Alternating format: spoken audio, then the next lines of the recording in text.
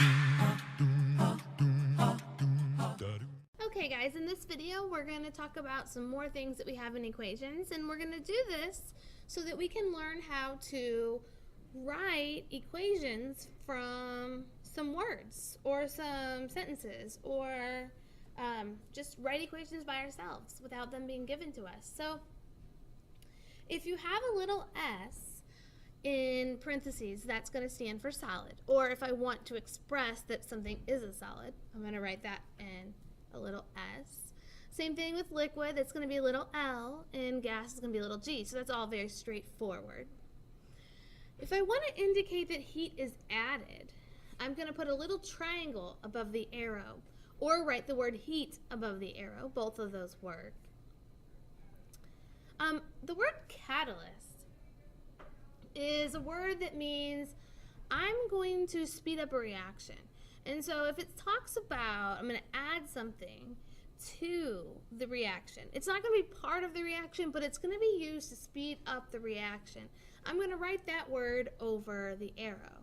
So say I'm going to add hydrogen peroxide to this reaction, but it's not going to actually do anything except for speed it up. I would draw my arrow and then I would write hydrogen peroxide, or H2O2, above the arrow.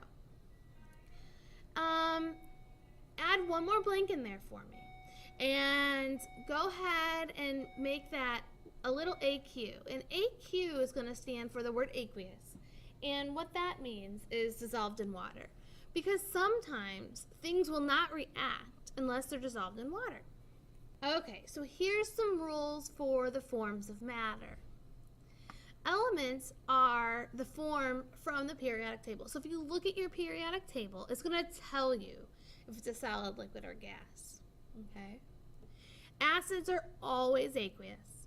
That's the definition of an acid. It's dissolved in water. Water is always going to be liquid unless it tells you.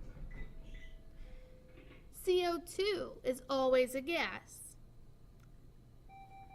Hydrocarbons are always a gas. Now, hydrocarbons are things that have hydrogen and carbon in them. Okay, pretty self-explanatory there. Ionic compounds are always aqueous unless they're insoluble. Now, on the back of your periodic table, there's a solubility table, and that will tell you whether they're soluble or not. So if it's ionic, meaning it has a positive and negative charge, or a metal and a nonmetal, you have to look that up. Non-metal oxides are always gaseous. So a non-metal oxide would be like carbon dioxide or sulfur dioxide. Something with two nonmetals, one of them being oxygen. Covalent compounds formed from gases are going to also be gaseous. Now, you guys, you have to know these rules. These rules you're going to be tested on the quiz. And one more reminder. Remember the diatomic molecules. They exist. And when you write them down in an equation, they have to be written down in pairs. So if it says hydrogen gas is reacting, I can't just write down H. I have to write down H2.